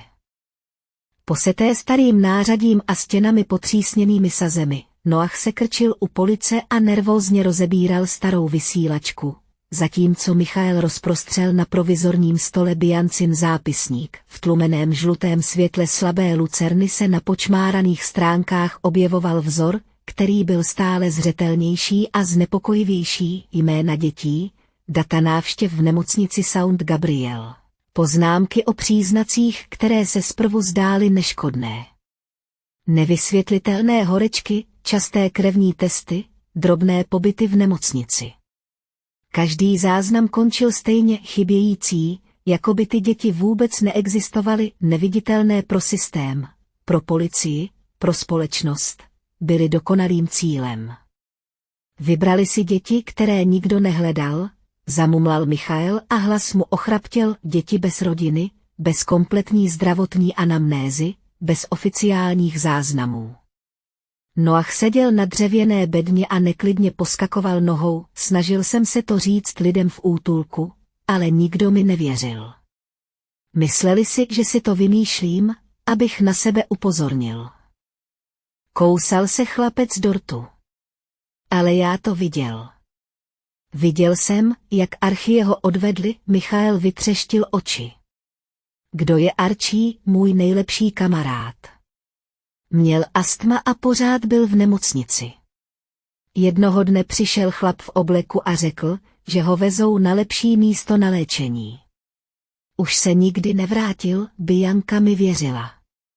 Řekla, že zjistí, kam ho odvezli. Myslím, že tak se do toho všeho dostala. Michael na chvíli zavřel oči, jako by se snažil vstřebat tíhu toho všeho. Bianca nebyla jen umělkyně nebo dobrovolnice. Stala se jediným mostem mezi těmi dětmi a pravdou, kterou se všichni ostatní rozhodli ignorovat. To je pravda, řekl, a Michael teď stál uprostřed sítě, která sahala daleko za hranice jedné nemocnice. Venku vítr drnčel o kovové dveře, které vrzaly, jako by se mohly každou chvíli zřítit. Michael věděl, že tam nemohou zůstat dlouho. Byli pronásledováni. O tom nebylo pochyb. Zpátky ve svém bytě si Michael začal všímat nenápadných změn, které by kdysi přehlédl, blikajícího světla v hale, vrátného. Obvykle zdvořilého a přátelského, který se vyhýbal očnímu kontaktu, a na konci ulice stříbrného sedanu s tmavými skly, který parkoval příliš dlouho na to, aby to byla náhoda. Noach seděl na pohovce a těkal očima jako zvíře zahnané do kouta. Sledují nás? Zeptal se tichým hlasem. Ano, odpověděl Michael, aniž by pravdu zmírnil. Rychlými, nacvičenými pohyby Michael vytáhl telefon a otevřel výpis hovorů. Řada neznámých čísel, všechna z posledních 48 hodin, krátké hovory trvající jen několik vteřin. Před 3 dny vyměnil SIM kartu, ale už ho zase sledovali. Můj telefon odposlouchávají, řekl a hodil ho do sklenice s vodou, aby ho zničil. Vědí o všem, co děláme. Noach na něj zíral se směsicí strachu a obdivu. Pro kluka z ulice byl Michael typem muže, který jakoby ovládal svět jediným pohledem. Ale teď i Michael vypadal jako kořist. Hon se rychle stupňoval, pozdě odpoledne dalšího dne.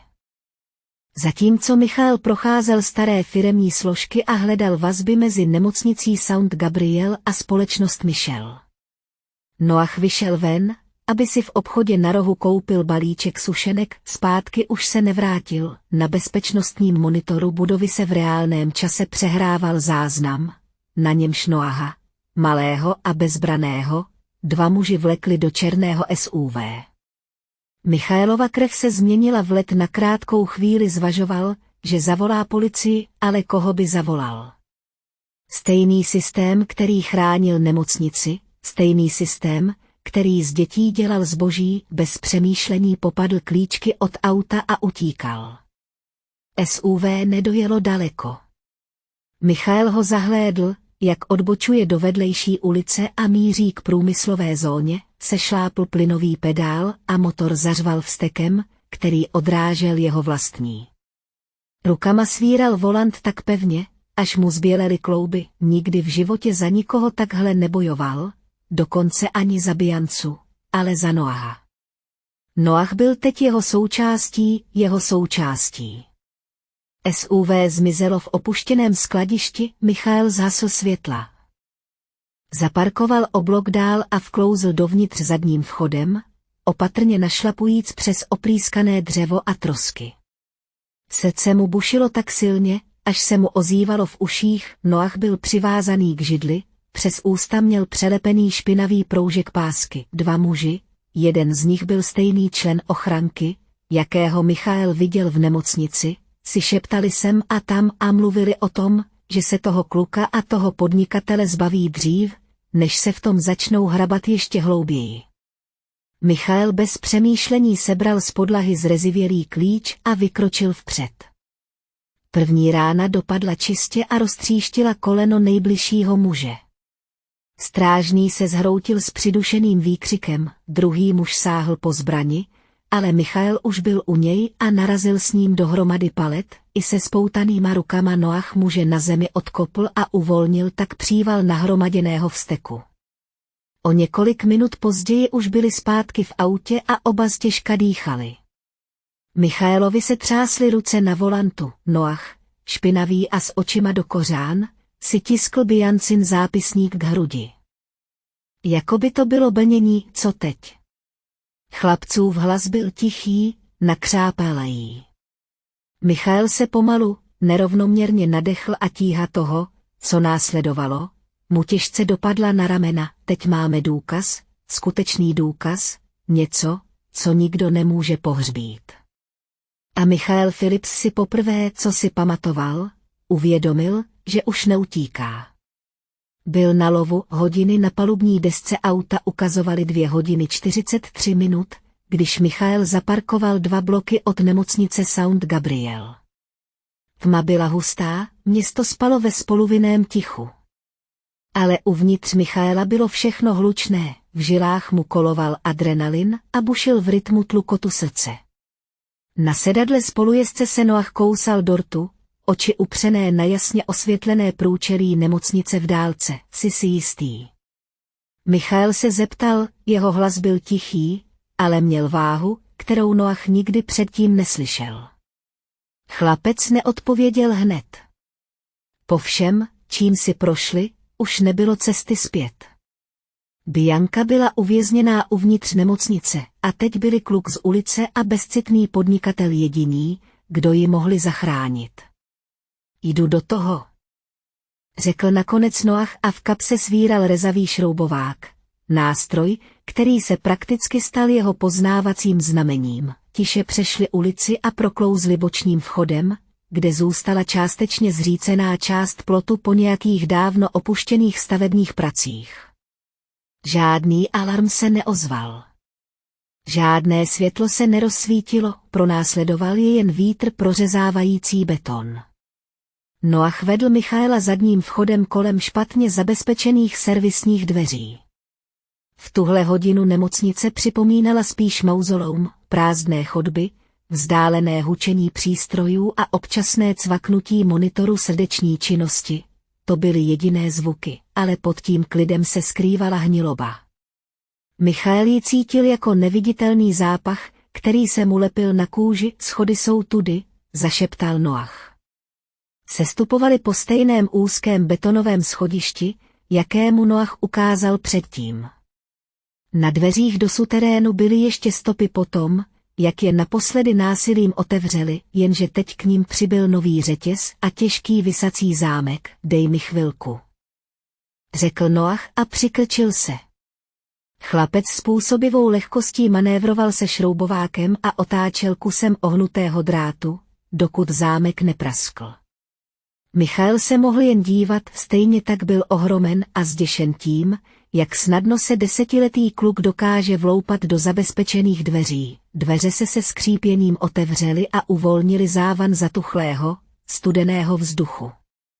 Schodiště se točilo dolů a s každým krokem je pohlcovalo do hlubší tmy, stěny byly vlhké, poseté plísní a skvrnami od vody, žádné nápisy, žádný adresář, žádný důkaz, že tento sklep vůbec oficiálně existuje. Na konci schodiště se před nimi rozprostírala chodba osvětlená zářivkami. Dveře byly všechny stejné, ocelové, bez oken, s malými zakrytými průhledy. Michael otevřel první z nich, uvnitř ležela na úzkém nemocničním lůžku napojená na monitory malá holčička, dýchala mělce a nerovnoměrně. Nemohlo jí být víc než 6 let, vedle ní ležela složka, bez příjmení, bez rodinné anamnézy, jen s kódem pacienta a poznámkou načmáranou v rohu. Kompatibilní. Pravá ledvina. Michael ztěžka polkl a tiše zavřel dveře, je jich víc. Noach zašeptal a ukázal na chodbu. Otevírali jedny dveře za druhými. Každé byly stejné. Tolik datovaných dětí, jejich malá těla napojená na přístroje, pomalu dýchala. Některé vypadaly jako čerstvě přijaté, jiné se sotva držely při životě. Křehká těla, která už byla v posledním stádiu selhání. Žádné nemělo jméno. Žádné nemělo historii, zacházejí s nimi jako s náhradními díly, zašeptal Michael a hlas se mu chvěl vztekem a odporem. Mě chtěli vzít taky, řekl Noach tiše, oči upřené na kudrnatou dívku s tmavou pletí, jejíž hrudník se zvedal a klesal námahou, nebýt Bianky, zvuk jejího jména v Michaelovi cosi zažél. Musí tu být, řekl a chytil Noaha za paži.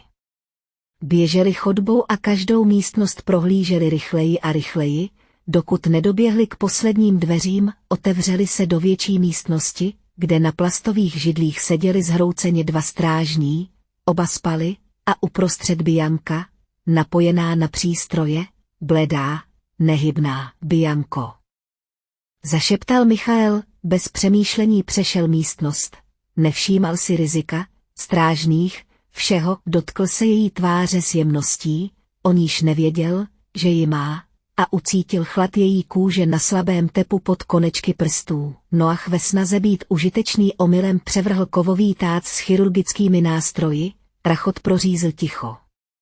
Jeden ze strážných sebou TRHL, něco nesrozumitelného zabručel, ale neprobudil se. Michael Biance odepnul pouta, zabalil ji do tenké nemocniční přikrývky a zvedl ji do náruče.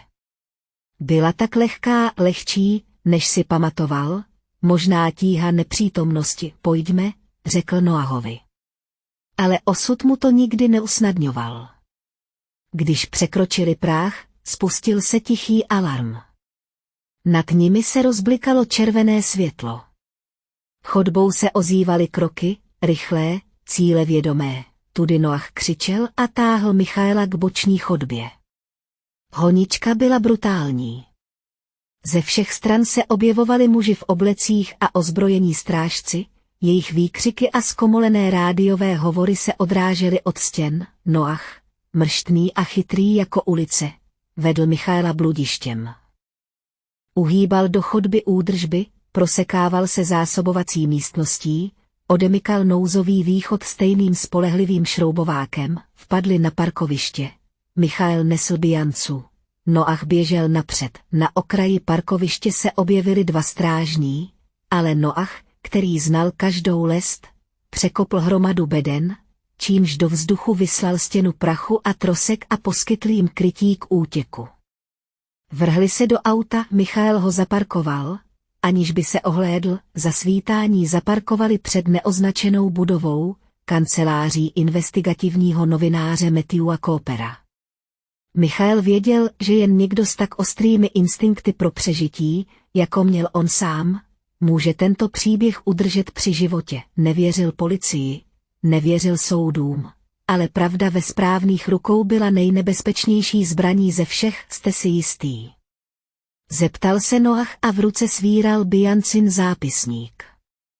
Michael pohlédl na Biancu, která byla stále v bezvědomí, ale dýchala. Pak se podíval na Noaha, dítě, které zažilo víc hrůz, než si většina dospělých dokáže představit. Nezastavíme se, řekl Michael, ne po tomhle. Noah přikývl. Novinářovi dveře se skřípěním otevřely a společně vstoupili dovnitř, ne jako uprchlíci, ale jako přeživší připravení obrátit karty. Sotva vyšlo slunce. Začaly se šířit první titulky napříč zpravodajskými weby, rozhlasovým vysíláním a rozebranými v elitní nemocnici se slova ozývala z obrazovky na obrazovku. Každá nová aktualizace přidávala ještě temnější detaily: unesené děti, pohřešovaní pacienti, zfalšované lékařské záznamy, lékaři proměnění v obchodníky se životem. Michael mlčky stál u okna bytu a káva mu chladla v ruce. Důkazy předané investigativnímu novináři Matthewu Cooperovi byly zdrcující: lékařské záznamy, snímky ze skrytého sklepa, Bianciny nahrávky, skládačka skládaná kousek po kousku, nepopiratelná a nemožná k pohřbení, ať se snažili sebe víc. Nemocnice St. Gabriel se stala hnisajícím symbolem hniloby skrývající se v nejnedotknutelnějších koutech společnosti. Ale ne všechno bylo vítězstvím. Hrstka lékařů střední úrovně byla zatčena, sestry pod nátlakem donuceny ke spolupráci, prozradili podrobnosti o operaci. Někteří členové ochranky zmizeli a přesně jak se Michael obával, skuteční mocní hráči, ti, jejichž jména se nikdy neobjevila ve smlouvách nebo úředních záznamech, zůstali na svobodě, nedotčení, neviditelní. V televizi viděl tvář usměvavého senátora, který hluboce litoval tohoto ojedinělého případu korupce.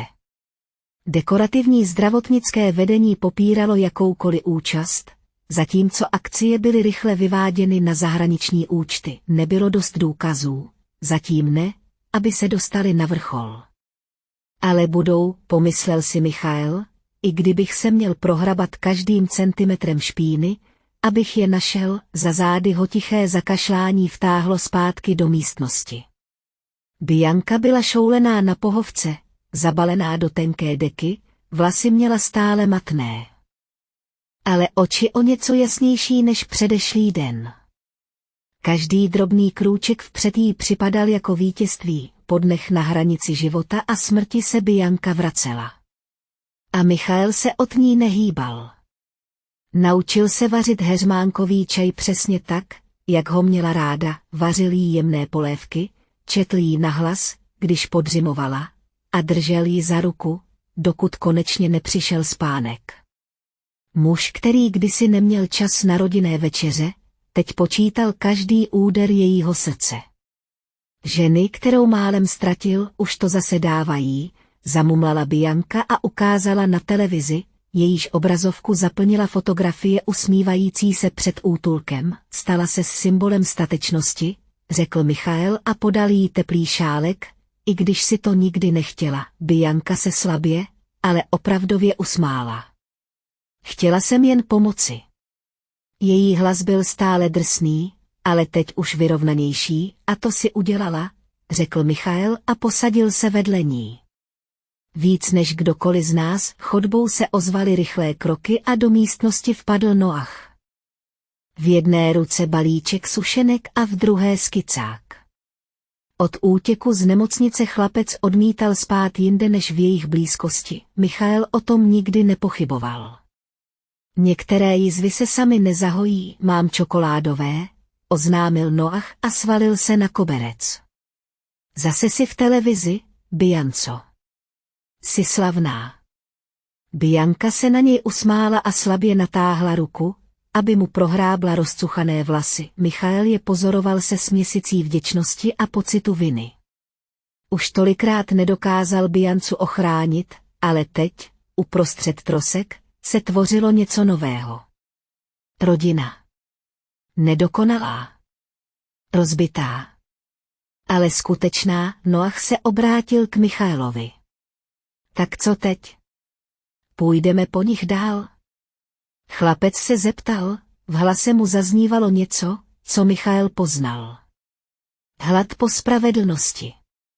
Michael se pomalu nadechl. Muž, kterým býval, Michael Phillips, korporátní král, by se vrátil do své kanceláře, pohřbil případ a šel dál. Konec konců, mezinárodní fúze, za kterou se léta honil, stále čekala na jeho podpis, ale ten muž už neexistoval, na jeho místě stál někdo jiný, někdo, kdo nesl temnými chodbami dítě v bezvědomí, kdo viděl svou ženu riskovat život pro neviditelné duše, kdo procházel podzemními chodbami plnými nevýslovných hrůz. Michael znal cenu za to, že se díval jinam, a nehodlal ji zaplatit znovu. Nezastavíme se, řekl Michael pevným hlasem. Myslí si, že mohou všechno skrýt, ale teď už vědí, že je sledujeme, a budeme je sledovat, dokud nepadnou. Noah přikývl a oči se mu leskly směsicí strachu a vzrušení. Poprvé nebyl jen klukem z ulice, kterého nikdo neviděl. Byl součástí něčeho většího. Zazvonil telefon na pevné lince. Michael to zvedl a jeho výraz ZTVRDL, když si poslechl hlas na druhém konci. Někdo mocný, někdo, kdo neřekl jméno, někdo, kdo předal zprávu jasnou jako nůž na krku. Tohle ještě neskončilo, Philipsi. Otevřel si dveře, které si neměl. Nemysli si, že je můžeš zavřít. Michael zavěsil, aniž by odpověděl. Přešel místnost, vrátil se k oknu a zadíval se dolů na město pod sebou. Stejné město, které kdysi ovládal prostřednictvím smluv a vyjednávání, teď ho viděl novýma očima, které chápali, že v těch ulicích je víc temnoty než světla. Jedno však věděl také jistě, tentokrát nestál sám. Bianka se pomalu znovu probouzela do světa. Noah, s odvahou daleko přesahující jeho léta, a Michael sám, povstávající z popela muže, kterým býval, a stávající se něčím novým, něčím, co ještě nedokázal pojmenovat, ale cítil, jak ho pálí v hrudi. Boj teprve začínal a tentokrát na něj byl Michael Phillips připraven. Měkké podzimní sluneční světlo pronikalo oknem do ložnice a osvětlovalo nedokončené plátno na stojanu.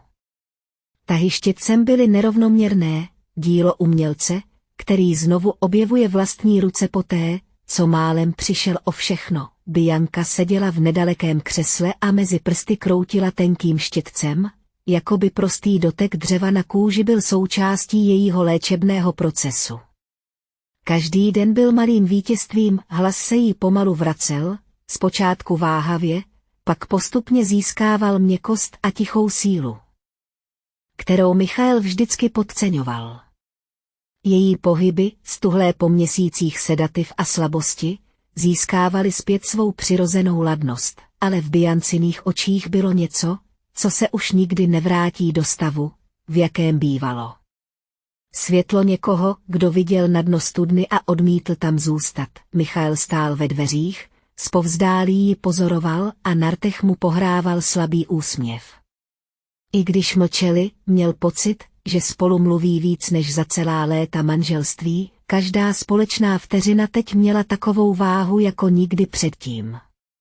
Nepřítomnost, bolest, strach a nakonec společné vítězství dvou lidí, kteří prošli peklem ruku v ruce, i když si nebyli jistí, zda se dostanou na druhou stranu, ale Biancino uzdravení nebylo jediným procesem, který se dal do pohybu. První zatčení přišla rychle, až příliš snadno. Lékaři a prostředníci, lidé na nižších příčkách operace, kteří manipulovali s lékařskými záznamy a usnadňovali přístup k zapomenutým dětem, Matthew Cooper, novinář, kterému Michael a Noah důvěřovali. Byl ve svých reportážích chirurgický, dokumenty, videa, tajné záznamy, každý nový zveřejněný článek vrhal více světla do stínů nemocnice St. Gabriel, ale Michaelovi to nestačilo. Věděl, že tváře, na kterých skutečně záleží, jsou stále skryté, ty, které rozhodují v luxusních kancelářích daleko od krve a slz. To byly ty, které chtěl, a přesně věděl, kde začít, tu noc, kdy šel Noah spát do pokoje pro hosty, který už mu začal připadat jako jeho. Michael otevřel svůj notebook a vstoupil na soukromý server své společnosti. Roky kontaktů, které zdaleka přesahovaly rámec firemních fúzí, vybudovali neviditelnou síť informací, kterých by se většina vedoucích pracovníků neodvážila dotknout. Michael Phillips, kdysi muž, který zavíral oči před vším, co se netýkalo jeho výsledku, byl nyní mužem ochotným otevřít každý špinavý šuplík. Bankovní účty financující operace nemocnice na černém trhu vedly k mezinárodní holdingové společnosti. Složité struktuře fiktivních společností. Ale Michael tuhle hru dobře znal, sám si podobné struktury legálně vybudoval, aby ochránil své vlastní podniky. Netrvalo mu dlouho, než rozpoznal vzorce, sledoval převody a nakonec vše vystopoval až k bankovnímu účtu v Ženevě. Zejména připojeného k tomuto účtu se Michaelovi zvedl žaludek. Edward Bennett, prezident jedné z největších zdravotnických sítí v zemi, muž, který se účastnil stejných charitativních gala večerů, objevoval se na stejných obálkách časopisů vedle ministrů, muž, který si s Michaelem nejednou potřásl rukou v zasedacích místnostech firem. Edward však nebyl sám. Byli tu i další. Senátor, šéf výboru pro veřejné zdraví, dostával pravidelné platby prostřednictvím stavební firmy spojené se zakázkami na rekonstrukci nemocnic. Vysoce postavený soudce, jehož manželka spoluvlastnila luxusní lékařské lázně. Zpracovával pohřešované děti jako mezinárodní pacienty a vysoký policejní úředník odpovědný za koordinaci vyšetřování obchodování s lidmi osobně zajišťoval, aby všechny případy, které se mu příliš přiblížily, byly v tichosti pohřbeny. Bianca málem zemřela, protože zjistila, co tito muži za zavřenými dveřmi dělali. S důkazy v ruce mohl Michael znovu jít rovnou do tisku, ale tentokrát chtěl víc, chtěl, aby padli a neměli šanci se zvednout, a k tomu potřeboval něco, co se za peníze koupit nedá, současné veřejné, politické a soudní odhalení. Tehdy zavolal Matthewovi Cooperovi: chci tiskovou konferenci, řekl Michael bez váhání. Tiskovou konferenci. Matthew se odmlčel. Michaele, tohle by mohlo být příliš nebezpečné, nebezpečnější než to, co jsme už prožili. Oni mě neumlčí. Tentokrát ne. O několik dní později stál v zaplněném sále na pódiu vedle Bianky a Noaha Michael Phillips, kdysi známý jako bezohledný korporátní magnát. Společně vyložili důkazy, dokumenty, bankovní převody, nahrávky, lékařské zprávy, časovou osu, která začínala u neviditelných dětí a končila v kancelářích senátorů, soudců a korporátních titánů. Dojem byl okamžitý, v přímém přenosu v celostátní televizi se pravda šířila rychleji, než kdokoliv dokázal zadržet. Televizní stanice přerušily svůj program, aby o skandálu informovali. Sociální sítě explodovaly snímky Bianky, která kdysi ležela v bezvědomí na nemocničním lůžku a nyní stála vzpřímeně tváří v tvář mužům, kteří se ji pokusili zabít. V následujících dnech byl Edward Bennett zatčen na letišti, když se pokoušel nastoupit do letadla do Lisabonu. Senátor přišel o imunitu a byl obviněn ze spiknutí a korupce. Soudce a policejní ředitel byli suspendováni a později zatčeni. Michael Phillips poprvé spatřil něco, co nikdy nečekal, systém krvácel. Doma Bianca znovu malovala, pomalu, ale s klidem, který se před několika měsíci zdál nemožný. Noach seděl u kuchyňského stolu a dělal domácí úkoly, přizpůsoboval se novému životu, novému rytmu na místě, kterému už říkal domov. A Michael stál ve dveřích a pozoroval je, už se nekonaly žádné schůze správní rady, žádné miliardové fúze. Jeho kancelář byla nyní rozdělena mezi složky jeho společnosti a rostoucí sbírku dokumentů a výzkumů, protože i po těchto zatčeních Michael věděl, že systém se obnovuje sám. A že pokud ho nikdo nebude dál sledovat, stanou se terčem útoku nové děti, už nebyl jen obchodník. Nebyl už jen Biancin nepřítomný manžel. Michael Phillips byl teď něco jiného, někdo, kdo se naučil, že skutečným měřítkem hodnoty nejsou smlouvy, které podepisujeme, ale životy, které se rozhodneme chránit.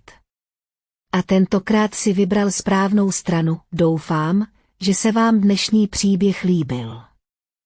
Pokud ano, přihlaste se k odběru kanálu, aby vám neunikly další příběhy, jako je tento. Zanechte like a níže okomentujte, co si o příběhu myslíte. Uvidíme se u dalšího videa.